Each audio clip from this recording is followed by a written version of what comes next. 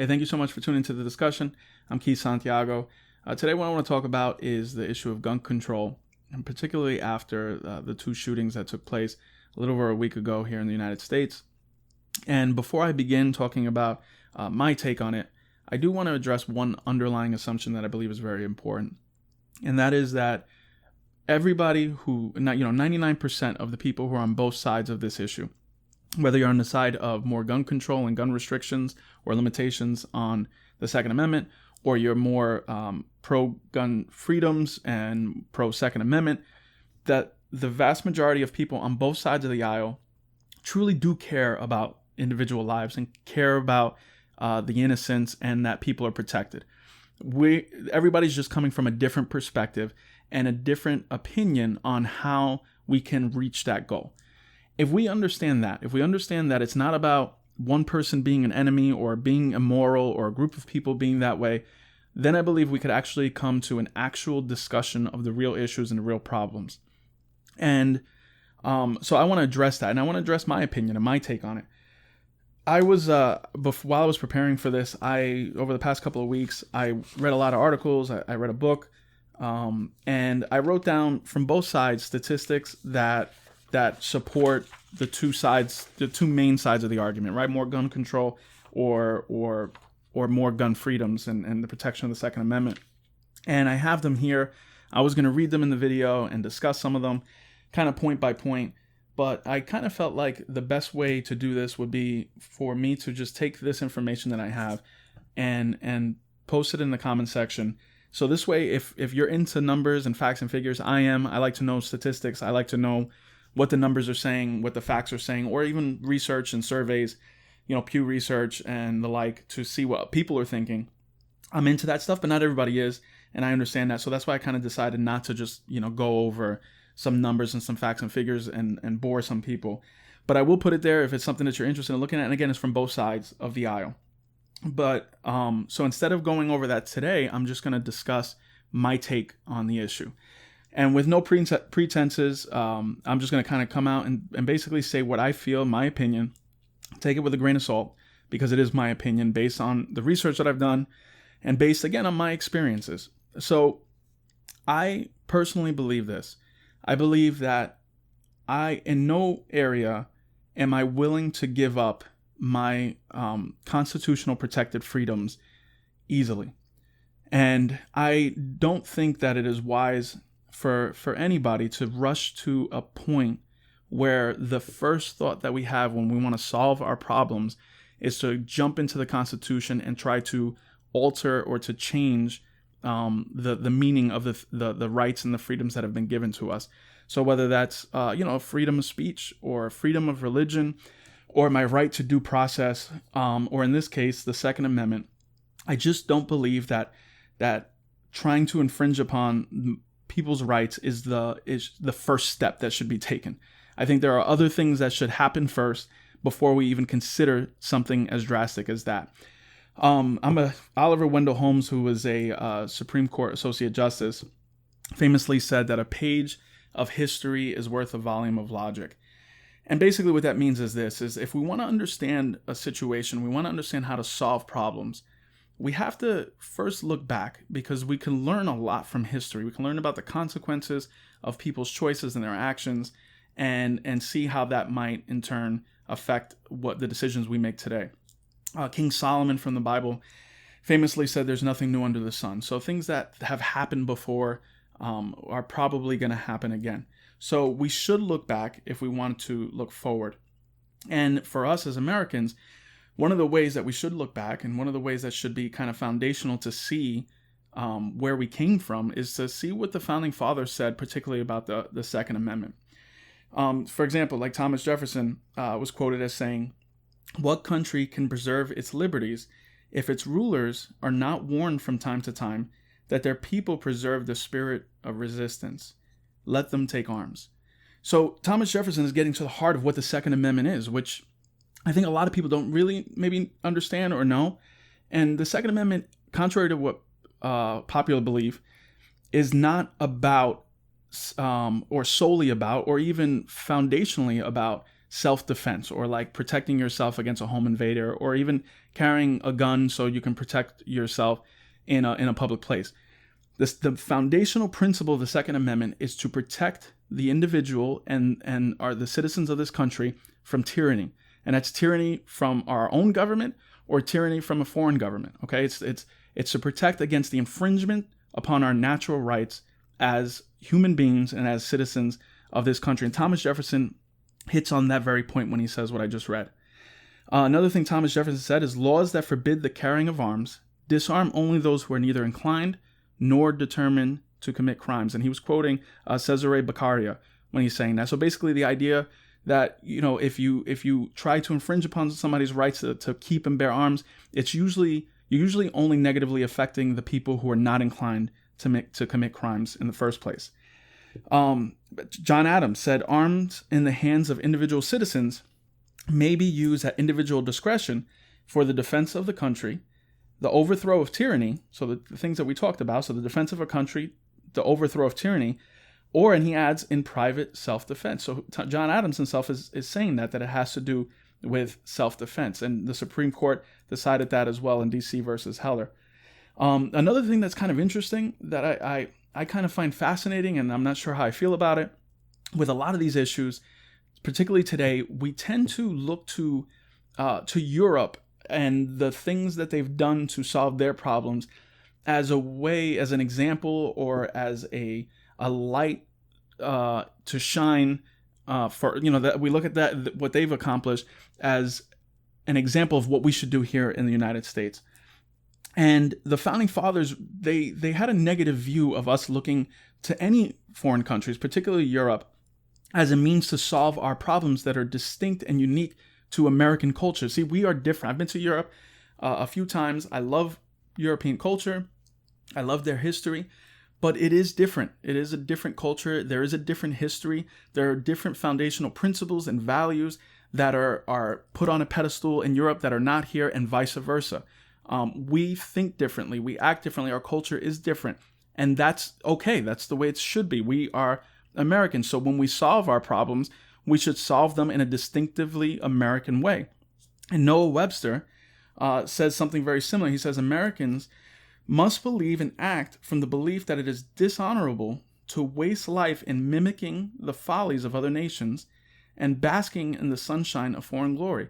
Meaning we shouldn't try to mimic other countries or bask in their glory, but try to figure out through innovative means, creative ways to solve our problems, again, that are distinctly American.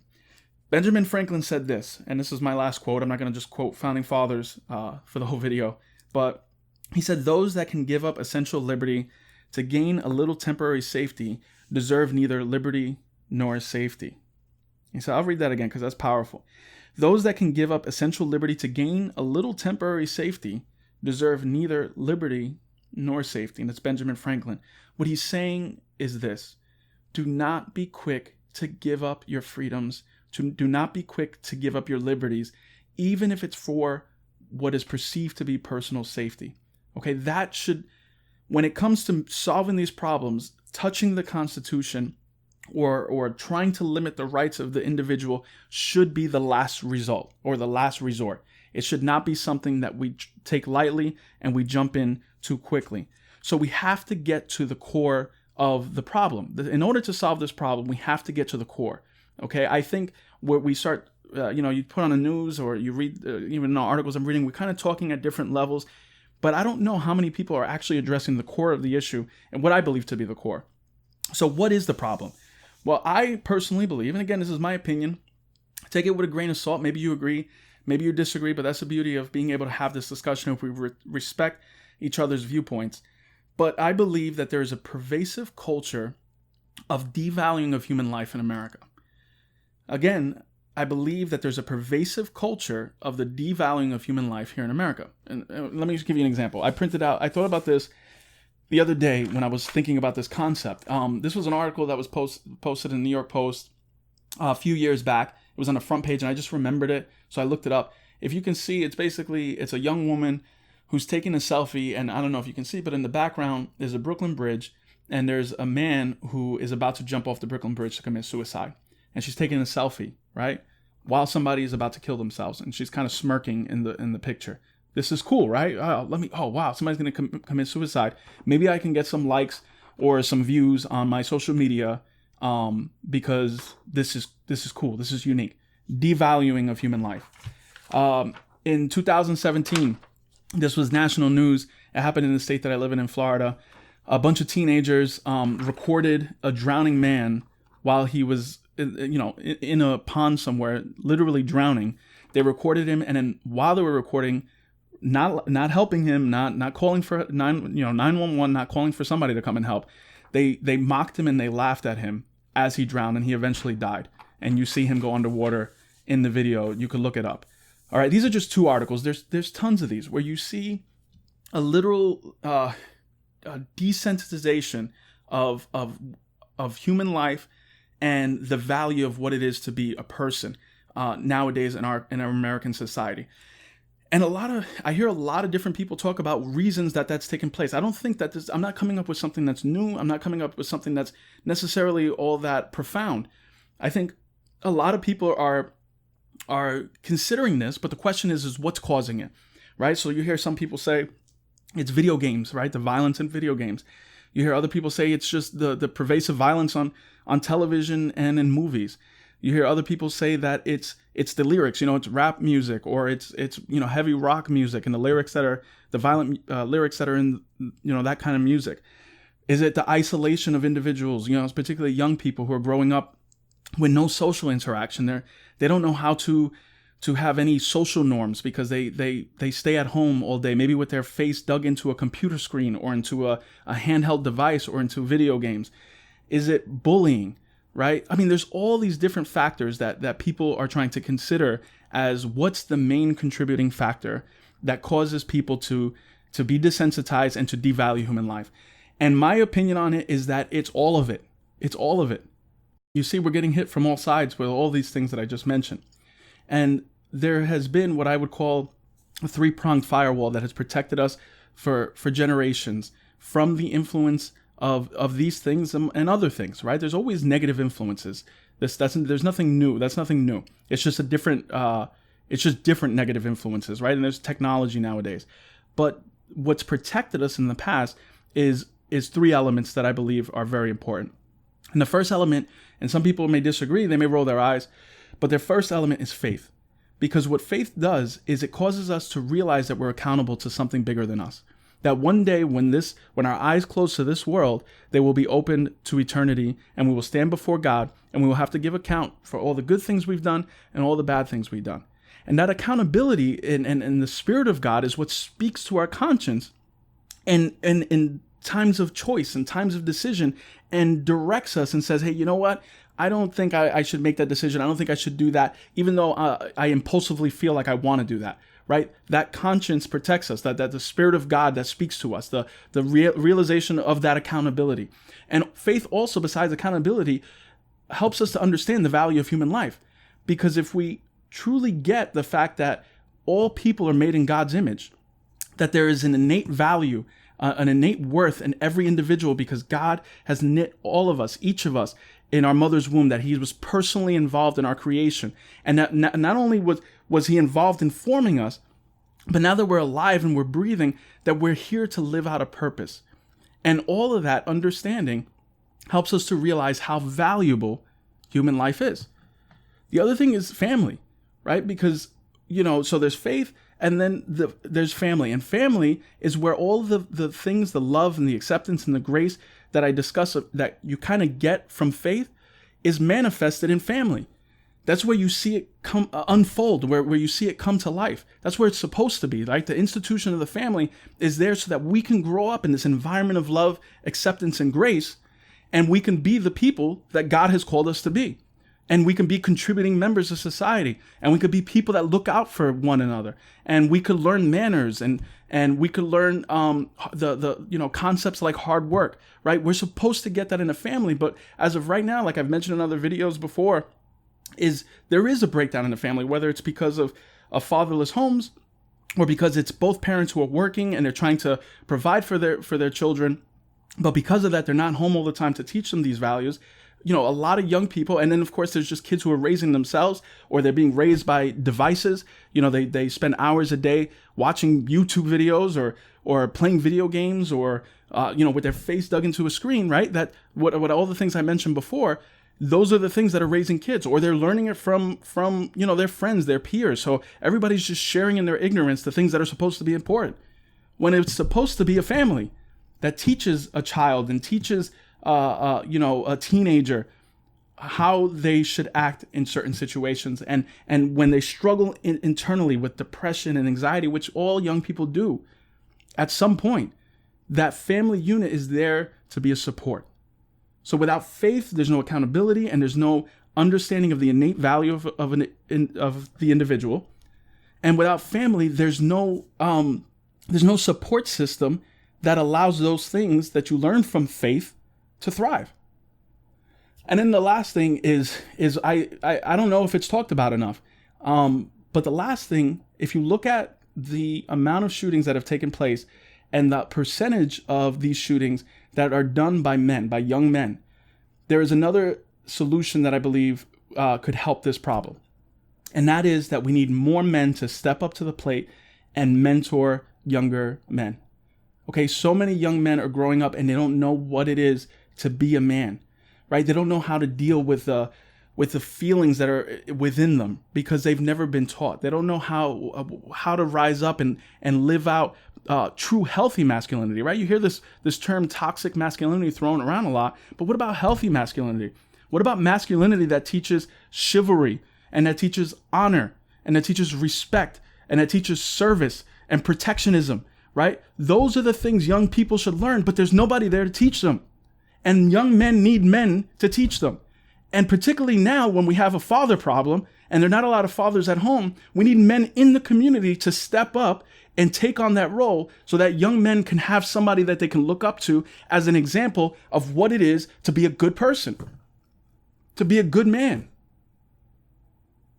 Right now, there's so many young people who are growing up and they're figuring it out for themselves. They're trying to understand all of the things that are happening in their heads and in their hearts, and they're trying to make sense of it all, and there's nobody there that can guide them. Particularly if there's no faith, so there's no scripture, there's no foundational truth and principle that they can read and learn from. There's no family, right, to teach them these things, to be that support, and then now they're out on their own. But even then, if we had other people, other men, right, particularly men, to step up in the community, in churches, in the workplace, in schools, like teachers, and even in the workplace when you have teenagers working and stuff, these men who could look and say, you know what, that kid looks like he needs a little bit of guidance. Maybe somebody to walk alongside him and show him the ropes and show him what it is to take responsibility, to work hard, to contribute to the society. That's what young people need. So many of these, the MO for these shooters is that they're isolated young men. All right. And there's other factors. There's bullying, there's mental health issues. But so much of this could potentially be prevented if we would step up and take responsibility for our communities and our families and our churches. That we wouldn't fold our arms and look to the government and say, you know what, I don't really feel like putting in the work, so let the government make some policies that is going to fix all this. Because I promise you it won't fix it. Because there is a core issue, and that core issue is the need for people to take responsibility and to rise up and do what's necessary, to not live a life that is uniquely selfish, but to look to one another and try to help our neighbors out and help those people around us, particularly young people, so we could teach them what it is to do the right thing. So just to recap, faith, right? We've gone away from this. This is the firewall. This is the thing that's protected us from all of the negative influences in the past. And without them, we destroy ourselves. Faith, family, and mentorship. Men stepping up to teach young men how to be good people. I believe if we get those three things, we won't need gun policies, right? We won't need laws to protect people, innocent people from people who have mental health issues and the like, right? The numbers will drop so drastically if we deal with this core issue that we won't even be talking about this. But again, it takes work. And I hope that you're willing to put in the effort. And I challenge myself with the same thing, that I would be willing to put in the effort myself. And that's the only way that we can make our society and this world a better place. It starts with you, and it starts with me. Thank you so much for watching. Hey, thanks so much for watching. Like, subscribe, hit the little bell icon if you want to get notified anytime I post new content. And if you want to continue the discussion, write in the comments section whether you agree, disagree, or you have a whole nother take entirely. It'd be nice to continue the dialogue. Thanks again. God bless.